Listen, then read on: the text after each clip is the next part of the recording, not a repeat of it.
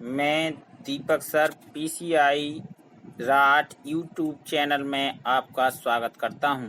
Video को like करें, channel को सब्सक्राइब करें और बेल आइकन को अवश्य दबाएं। हाँ, तो आप लोगों को पिछले वीडियो में बताया था कि शिक्षा क्या है। तो शिक्षा बताया था कि शिक्षा शिक्ष धातु में आप प्रत्यय लगने से बनता है, ठीक है, जिसका अर्थ बताया था पढ़ना, यानी आगे बढ़ना। फिर शिक्षा का जो आविष्कार, अंग्रेजी में इसको कहते हैं एजुकेशन। जो एजुकेशन है वो आपका एजुकेटम शब्द से विकास हुआ है। एजुकेटम को हम यदि देखा जाए, ये शब्द का विकास हुआ ई प्लस डूको से मिलकर बना है एजुकेटम। ई का अर्थ बताया था हमने अंदर से, डूको का बाहर बढ़ना, यानी अंदर से क्या बाहर निकालना। क्या निकालना अंदर से, यानी जो अंतर्निहित योग्यता है उसे बाहर निकालना ही शिक्षा। तो इसके बारे में हमने फिर बताए थे शिक्षा के प्रकार। शिक्षा के प्रकार में हमने पहला बताया था औपचारिक शिक्षा, अनौपचारिक शिक्षा और दूरस्थ शिक्षा के बारे में बताया। एक तीसरी शिक्षा के लोग बात क्या देते हैं कि सर ये कौन सी होती है, निरुपचारिक शिक्षा। निरुपचारिक शिक्षा क्या होती है? तो निरुपचारिक शिक्षा जैसे हम कह दें कि वह शिक्षा जिसमें आपका उद्देश्य तो निश्चित रहता है लेकिन स्थान और समय निश्चित नहीं होता है, उसे हम निरुपचारिक। जैसे आप लोग प्राइवेट तौर पे बीए करते हो तो ये कौन सा उद्देश्य तो निश्चित है आप कि आपको क्या करना है, बीए पास करना है, लेकिन ना तो स्थान निश्चित है ना समय। आप 1 घंटे पढ़ो, 2 घंटे पढ़ो, किताबों से पढ़ो, नेट से पढ़ो, जो दूसरों के नोट लेके पढ़ो, किस प्रकार से आप कर रहे हो, ये आप सबका क्या के अंतर्गत आता है, निरुपचारिक शिक्षा। औपचारिक शिक्षा आप लोगों को पता ही है कि औपचारिक क्या होती है, अनौपचारिक क्या। औपचारिक यही होती है आपकी कि जो आप कक्षा में बैठते, अनौपचारिक जो हमें पता ही नहीं होता है, ना समय स्थान ना समय निश्चित होता है। अब इसमें आपका एक अरस्तु की कोटेशन कई साल आए। अरस्तु ने क्या कहा था, स्वस्थ शरीर में स्वस्थ मस्तिष्क का निर्माण करना ही शिक्षा है। अरस्तु के अनुसार क्या है आपका, अरस्तु ने कहा था स्वस्थ मस्तिष्क में, अरस्तु के अनुसार है आपका स्वस्थ शरीर में स्वस्थ मस्तिष्क का निर्माण करना ही शिक्षा। किसी कोटेशन है, अरस्तु की है। अब इसमें ये भी कहा जाता है कि विस्तृत रूप में शिक्षा क्या होती है। तो शिक्षा वो होती है, बच्चा जो होता है जन्म लेता है, जन्म से ही आपकी स्टार्ट हो जाती है और वो मृत्यु शैया पर भी लेटा है, वो भी तब भी वो सीखता ही रहता है कुछ ना।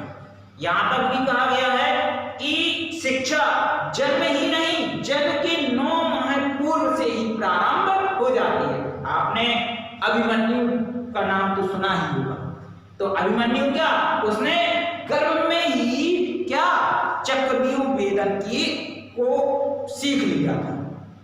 तो इस प्रकार से शिक्षा क्या होती है, जन्म ही नहीं, जन्म के 9 माह पूर्व ही प्रारंभ हो जाती है और जीवन पर्यंत चलती रहती है। उसे ही हम क्या कहते हैं, शिक्षा कहते हैं। ये शिक्षा का विस्तृत रूप कहलाता है। इसके बाद मैकेंजी ने कहा है शिक्षा एक ऐसी प्रक्रिया है जो जीवन पर्यंत चलती है, जो जीवन के प्रत्येक अनुभव से संबंधित होती है, उसे हम क्या कहते हैं, आपकी मैकेंजी के अनुसार ये आपकी विस्तृत रूप में। जैसे संक्षिप्त रूप में देखा जाए तो ट्रो की कोटेशन आ जाती है कि शिक्षा नियंत्रित वातावरण में मानव विकास की एक क्रिया है। क्या है, मानव विकास की एक क्रिया है। ये किसने कहा, ट्रो ने कहा। ये संक्षिप्त रूप में आपकी शिक्षा कहलाती है। अब आपका आगे आता है, शिक्षा तो हो गई, शिक्षा के बाद आपका दूसरा टॉपिक आता है मनोविज्ञान। मनोविज्ञान, मनोविज्ञान, मनोविज्ञान को अंग्रेजी में क्या बोलते हैं? साइकोलॉजी, जो दो शब्दों से मिलकर बना होता है, एक साइकी और दूसरा लोगस। लोगस, साइकी का जो अर्थ होता है वो होता है आत्मा। साइकी का अर्थ क्या होता है? आत्मा। और लोगस का अर्थ होता है अध्ययन करना, यानी आत्मा का अध्ययन करना ही आपका क्या है। और हाँ, कभी कभी ये भी पूछ दिया जाता है, मनोविज्ञान को अंग्रेजी में क्या कहते हैं? साइकोलॉजी कहते हैं। और साइकोलॉजी किन दो शब्दों से मिलकर बना है? नंबर पहला साइकी और लोगस, दो शब्दों के से मिलकर बना है, ये है आपका साइकोलॉजी। ये दोनों शब्द कैसे हैं? कहां के हैं? यूनानी हैं। ये दोनों शब्द कैसे हैं? यूनानी शब्दों से मिलकर बना है। ठीक है, तो सबसे पहले ये जो साइकोलॉजी थी, एकदम से इसका विकास नहीं हुआ। इसका सर्वप्रथम पहले हम दर्शन शास्त्र पढ़ते थे। क्या पढ़ते थे? दर्शन शास्त्र पढ़ते थे। इसे दर्शन की बेटी कहा जाता है। क्या कहा जाता है? दर्शन की बेटी कहा जाता है। पहले साइकोलॉजी का अध्ययन हम दर्शन में ही करते थे। दर्शन शास्त्र के अंतर्गत ही हम मनोविज्ञान का अध्ययन करते थे। लेकिन बाद में हम फिर किसका? मनोविज्ञान एक अलग से जब ये आया तो सबसे पहले इसे हम आत्मा के रूप में अध्ययन किया। किसके रूप में किया? आत्मा के रूप में। आत्मा के रूप में साइकोलॉजी का अध्ययन किया गया। तो आत्मा के रूप में इसका जो समर्थन किया अरस्तु, किसने? अरस्तु, सुकरात, प्लेटो, इन लोगों ने क्या है? अरस्तु, सुकरात, तो इन लोगों ने क्या किया है? इसे आत्मा का विज्ञान माना। आत्मा का विज्ञान किसने कहा? अरस्तु, प्लेटो, सुकरात, डेकार्ट, इन लोगों ने इसे काय का विज्ञान माना है? आत्मा का विज्ञान। पूछा जाता है आत्मा इनके निम्नलिखित में से इनमें किसने आत्मा का विज्ञान कहा है? तो किसने कहा है? अरस्तु, डेकार्ट और आपका प्लेटो, सुकरात, इन लोगों ने इसे क्या माना है? आत्मा का विज्ञान। जब आत्मा के बाद धीरे धीरे क्या हुआ? आत्मा कहां रहती है? कैसी होती है? आत्मा का स्वरूप क्या है? कहां वास करती है? ये ढेर सारे प्रश्न उठे। तो इसका धीरे धीरे क्या हुआ? इसका मध्यकाल में क्या हुआ? इसका अर्थ बदला और इसको क्या कहने लगा? कहा जाने लगा 16वीं शताब्दी तक तो यही रहा। 16वीं शताब्दी के बाद बदलता है। इसे कहा गया मन तथा मस्तिष्क का विज्ञान। मन का विज्ञान, मन का विज्ञान, मन तथा मस्तिष्क भी लिखा आता है। तो इसमें पैम्पोलोजी ने इसे क्या कहा? मन का विज्ञान। आत्मा का विज्ञान तो हो ही गया था, अब ये मन का विज्ञान बन गया। 16वीं शताब्दी के बाद इसे मध्यकाल में ये मन का विज्ञान बन गया। तो मन का विज्ञान किसने कहा है? पैम्पोलोजी ने कहा है। पेस्टोलॉजी भी इसी के समर्थक थे। पैम्पोलोजी और तथा पेस्टोलॉजी ने इसे मन का विज्ञान माना है। अब मन भी धीरे धीरे इसके बारे में आया। मन होता क्या है? अचेतन मन को भी ब्राइट ने 3 भागों में बांटा है। चेतन, अचेतन, अर्धचेतन, ये आपके मन के ही रूप हैं, अवस्थाएं हैं। तो अर्धचेतन तो मन कहाँ है? कैसा है? इसमें भी कई प्रकार की क्या हुई? वो उठने लगे।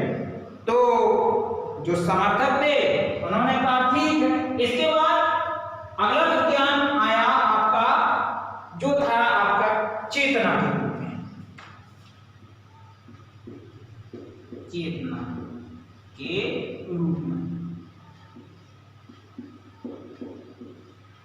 चेतना के रूप में विलियम बोर्ड, जेम्स सली, बाइक, इन लोगों ने इसी क्या कहा? चेतना का विज्ञान। एक चीज और आती है, इसी काल में सबसे पहले विलियम बोर्ड ने एक प्रयोगशाला खोली थी लिप्जिंग नामक शहर में। कहां पर? जर्मनी के लिप्जिंग शहर में सर्वप्रथम मनोवैज्ञानिक प्रयोगशाला 1879 में खोली गई थी। इस बात विज्ञान। ठीक है, तो विलियम बोर्ड, इसके समर्थक कौन थे? विलियम बोर्ड, बाय जेम्स सली, ये आपके विलियम जेम्स और जेम्स सली, ये आपकी चेतना के विज्ञान के रूप में। फिर आपका आता है, अगला आता है व्यवहार के रूप में।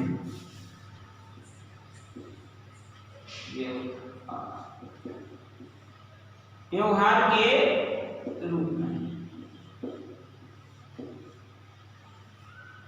व्यवहारवाद का समर्थक कौन था? वाटसन। वाटसन ने सर्वप्रथम इसे व्यवहार का विज्ञान कहा। व्यवहार का विज्ञान किसने कहा है? वाटसन।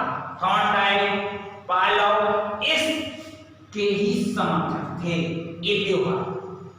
यहीं पर वुड की एक कोटेशन आ जाती है, वुडवर्थ की।